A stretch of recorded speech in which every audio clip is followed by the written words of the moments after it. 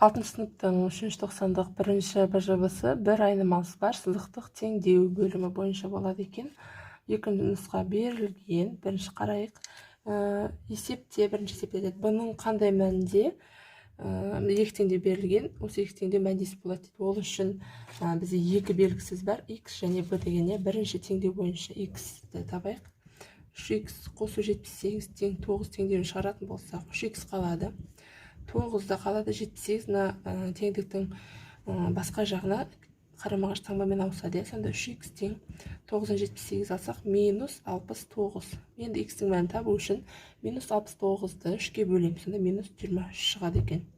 Енді 2x қосу 5b тең минус 11 дейді. Осы жерге әкеліп, мына x-тің мәнін қойық. Сонда 2-ні көбейтеміз. Минус 23-ке қосу 5b тең минус 11. Яғни 2-ке минус 23-ті көбейтсек минус 46. 5b минус 11. 5b-ның өзін қалдырып, минус 11-ның өзін жазып, минус 46-ны оң жаққа таңбасын ауыстырып өткізейік. Сонда 5v тең болады. 46-тан 11-ді алсақ, 35 болады. Бұның мәні 35-ті 5-ке бөлсек, 7-ге тең екен. Ары қарай екінші есепте теңдеуді шешу керек. Теңдеуді шешу үшін бұл жерде жақшаны ашу керек екен. Орындайық. Бірінші 8x-тің өзін жазамыз. 8x азайту 3-ті 2x-қа көбейтеміз және 3-ке көбейтеміз. Таңбаларына қарау керек. Минус 3-ті 2x-қа көбейтсек, минус 6x болады. Минус 3-ті минус 3-ке көбейтсек, плюс 9 болады. Тең 7x-тің өзін жазамыз. Минус 2-ні 5x мен 8-ге жеке-жеке көбейтеміз. Яғни минус 2-ні 5x-қа көбейтсек, минус 10x.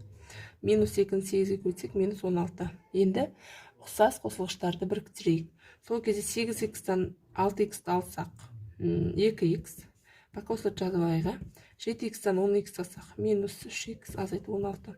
x-ті бір жаққа, сандарды басқа жаққа жинайық. 2x. Минус 3x мына жаққа плюс 3x болып өтеді. Тең. Пока 16-ны жазып аламыз. Минус 16 деп, ал плюс 9 мына жаққа минус 9 болып өтеді. Сонда 2-ге 3-ті қоссақ, 5x. Минус 16-ға минус 9, ол минус 25 болады.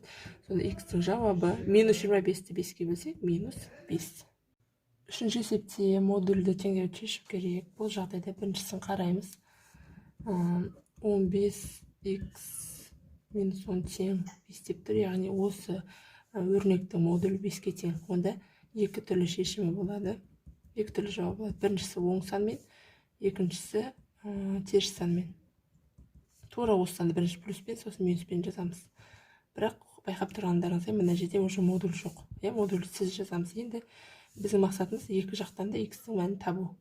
15x тең 5, минус 10 жаққа плюс 10 болып өтеді. Сонда x 15x тең 15, x тең 1-ге. Бірінші түбіріміз 1-ге тең екен. Екінші түбірді табайық. 15x тең минус 5 қосу 10. 15x тең 5, x тең 15-тен 5, немесе 3-тен 1. Бұл екінші түбіріміз екен. Келесі теңдеуді шығарайық. Ол жерде айтады 12 дейді. Бұл жерде мына 12-ден арылуымыз керек. Сол үшін мына теңдеуді жазайық та. Модульдегі 3x минус 5 тең. Мына минус 20-ны 12-ке бөлейік. Сонда бізде болады екен минус 20 бөлінген 12. 4-ке қысқартсақ 5, енді 3 болады екен. Тура жаңағы сияқты екі жауап болады. Біріншісі 3x минус 5 тең. Мына санды оңмен ашатын болсақ, плюсқа минус көбейтсек, минус 3-тен 5 болады да. Екіншісі 3x минус 5 тең. Теріс санмен ашатын болсақ, минусқа минус көбейтсек, плюс болады. Сонда 3-тен 5 болады. Тағы да x-тің мәнін табуымыз керек. 3x тең минус 3-тен 5 қосу 5. Мына жерде 3x тең 3-тен 5 қосу 5.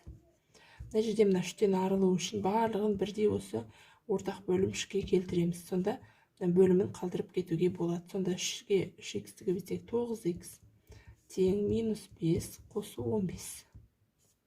9x тең 15-тен 5-ті алсақ 10. Сонда x тең 10-нан 9. Бұл бірінші түбіріміз екен. 9-дан 10. Келесі мында да 3-ке көбейтеміз. Сонда бізде 3x тең 5 қосу 15 болады.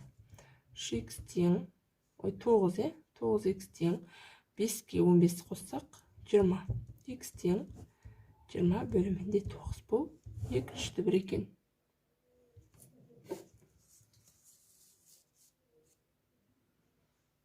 Соңғы есеп мына пункттен, екі түрлі пункттен дейді, бір-біріне қарама-қарсы автобус жолға шыққан. Мынау бірінші автобус, мынау екінші автобус. Бірінші автобустың жылдамдығы дейді В тең 45 км сағатына. Ал екіншісінікі дейді 72 км сағатына дейді. Енді олар екеуі мына жерде кездесті делік. Сол кезде мына бірінші автобус дейді, екіншіге қарағанда 135 км аз жүрді дейді. Сонда мынауыңкі x болса, мынау x азайту 135 км болады. Демек, не істейміз? Екеуінде де бізде табу үшін t-ның формуласын қолданайық, яғни екеуінің уақыты тең деп алайық та, t-ның формуласы s бөлінген v еді, Сонда t1-іміз s1 v1 болады, t2-іміз s2 v2 болады. Мына жерде s1 деп тұрамыз, мынау арақашықтық, бұл s тең, s1 s2. Енді орындарына қойайық. S1-дің орнына қойсақ, x азайту 135 бөлімінде 45 тең s2-ның орнында x бөлімінде 72. Енді пропорция қырып көбейтейік. X-ға 72-ні көбейтсек, 72x болады. 72x азайту 135-ге 72-ні көбейтейік. 9720 болды. Және 45-ға x-ті көбейтсек 45x. Енді қарапайым теңдеу. 72x-тен азайтамыз 45x-ті. Тең 9720. 72-ден 45-ті алсақ, бізде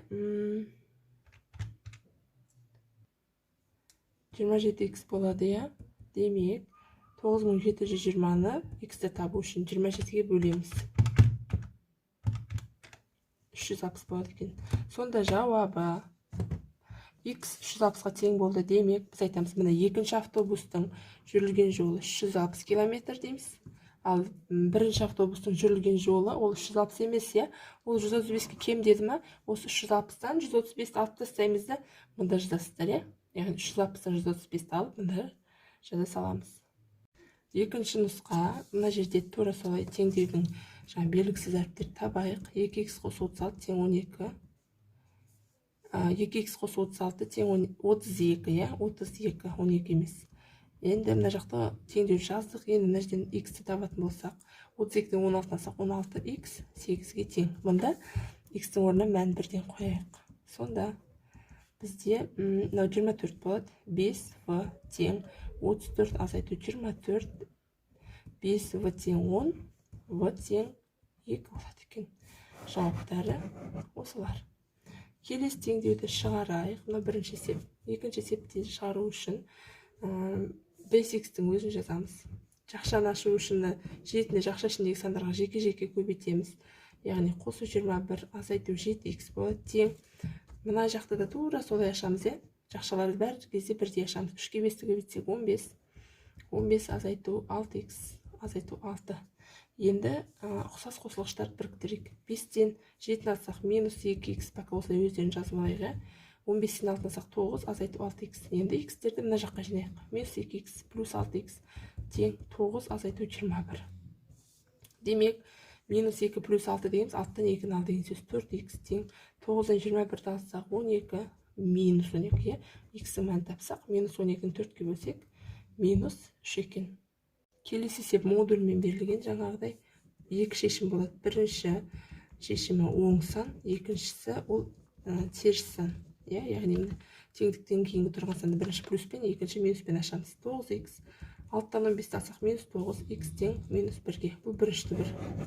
9x тең минус 6-ға минус 15-ті қоссақ минус 21. X тең минус 21 бөлінген 9, 3-ке қысқартатын болсақ 7 және 3. Екінші түбіріміз минус 3-тен 7. Екінші теңдеу бірден 2x плюс 5-ті модульдің өзін жазып аламыз. Амына минус 32-ке бөлейік, сонда біріншісі минус 15 болады. Оңмен ашқан кезде таңбасы плюс сақталды, минус сақталды. Амына жақта минус пен минус көбейтіліп плюс болады. Демек, бірінші, екінші. 2x тең минус 15-ке минус 5 ол минус 20 болады, сонда x минус 10-ға тең. бұл бірінші түбір. Екіншісі 2х тең 15-тен 5 алсақ 10, х тең 5-ке, бұл екінші түбір екен. Нұсқан соңғы есебімді жасалайық. Мысалы, екі пункттен автобусшылар бір-біріне қарай шықты. Біріншісінің жылдамдығы 35 км сағатына, ал екіншісінің жылдамдығы 62 км сағатына. Енді олар бір жерде кездесті. Сол кезде олардың жүрген жолы мынау x, s2, ал s1 деген мынадан 125 км-ге аз дейді. Демек, жаңағыдай теңдей құрамыз, иә. Мына жерде не болады? X азайту 125 бөлімінде 35 тең X бөлінген 62. Бұл есепті біз қалай шығарамыз? Әрине, пропорция құру арқылы. 62-ге X-ті көбейтеміз. 62X азайту 125-ге 62-ні көбейтсек 7750, және мына жақта 35X. Енді 62-ден 35 жасақ 27-ге, 27x тең 7750-ге. X тең 7750-ді 27-ге бөлсек 287 екен. Сонда мына екінші автобусшының жүрілген жолы 287 км екен, ал біріншісін табу үшін x-ті мына жерге апарып қоямыз. Сонда S1-іміз тең болады 287-ден 125-ті алсақ 2, 6, 1, 162 км екен.